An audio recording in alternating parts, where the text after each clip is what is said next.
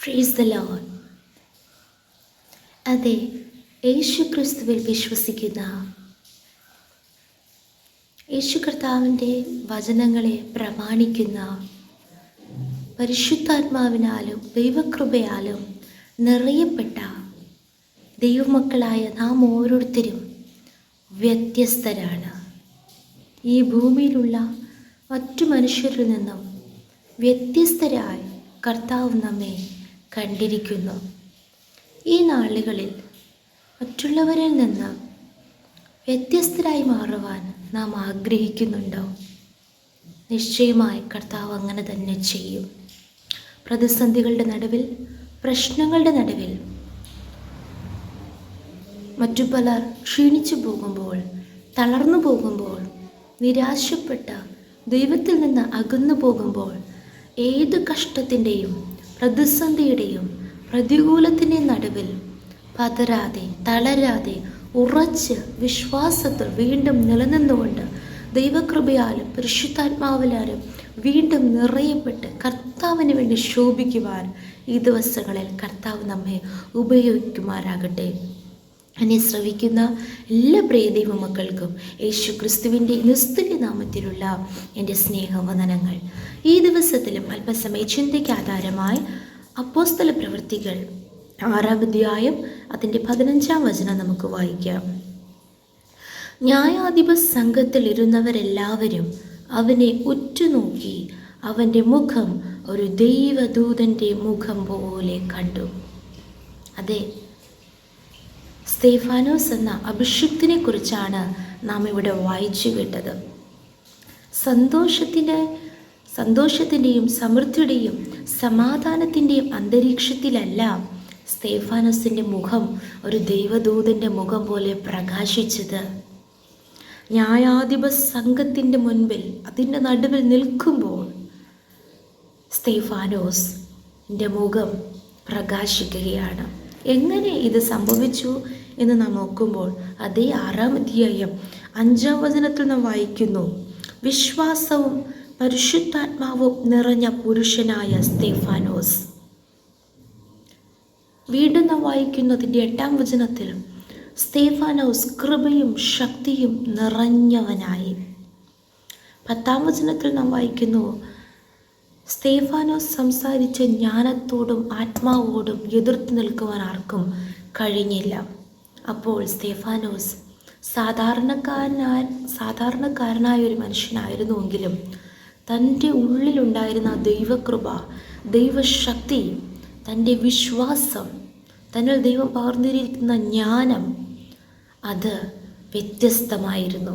ആയതുകൊണ്ട് പ്രതികൂല സാഹചര്യങ്ങളിലും ആ ദൈവകൃപ, ആ ദൈവത്തിൻ്റെ ശക്തി, ആ അഭിഷേകം, ആ ദൈവിക ജ്ഞാനം തന്നെ വ്യത്യസ്തനാക്കി മാറ്റി. ഈ വചനത്തിൽ നിന്നുകൊണ്ട് പരിശുദ്ധാത്മാവിന്റെ വചനം കേൾക്കുന്ന നമ്മോട് ഓരോരുത്തരോടും സംസാരിക്കുന്നത്, ദൈവം നമ്മെക്കുറിച്ച് ഇതാണ് ആഗ്രഹിക്കുന്നത്. അതെ, ഇവിടെ നാം വായിക്കുന്നു, സ്തേഫാനോസ് വലിയ അത്ഭുതങ്ങളും അടയാളങ്ങളും ചെയ്തു. അത് മുഖാന്തരം 9-ാം വചനത്തിൽ വായിക്കുന്നു, ചിലർ എഴുന്നേറ്റ് സ്തേഫാനോസിനോട് തർക്കിച്ചു. വീണ്ടും 11-ാം വചനത്തിൽ വായിക്കുന്നു, അവർ ചില പുരുഷന്മാരെ വശത്താക്കി. 12-ാം വചനത്തിൽ വായിക്കുന്നു, ജനത്തെയും മൂപ്പന്മാരെയും ശാസ്ത്രിമാരെയും ഇളക്കി. അങ്ങനെ സ്തേഫാനോസിനെ പിടിച്ച് ന്യായാധിപ സംഘത്തിൽ കൊണ്ടുപോയത് മാത്രമല്ല, കള്ളസാക്ഷികളെ നിർത്തി.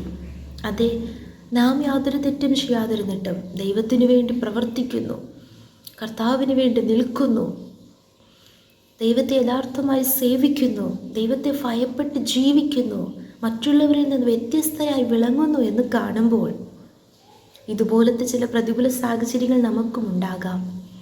അതെ, തർക്കിക്കുന്നവരുണ്ടാകാം, പലരെയും വശത്താക്കി നമുക്കെതിരായി എതിർത്ത് നിൽക്കുന്നവരുണ്ടാകാം, പലരെയും ഇളക്കുന്ന മനുഷ്യരുണ്ടാകാം, കള്ളസാക്ഷികളുണ്ടാകാം, കൂട്ടം കൂടി നിന്ന് എതിർക്കുന്നവരുണ്ടാകാം.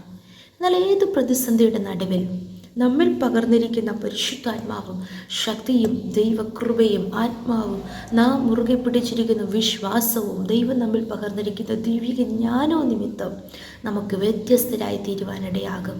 അങ്ങനെ ഇതെല്ലാം ചെയ്തിട്ട് ന്യായാധിപ സംഘത്തിന് നടുവിൽ കൊണ്ട് നിർത്തിയപ്പോൾ അവർ ഉറ്റുനോക്കിയപ്പോൾ സ്തേഫാനോസിൻ്റെ മുഖം ദൈവദൂതൻ്റെ മുഖം പോലെ കണ്ടു.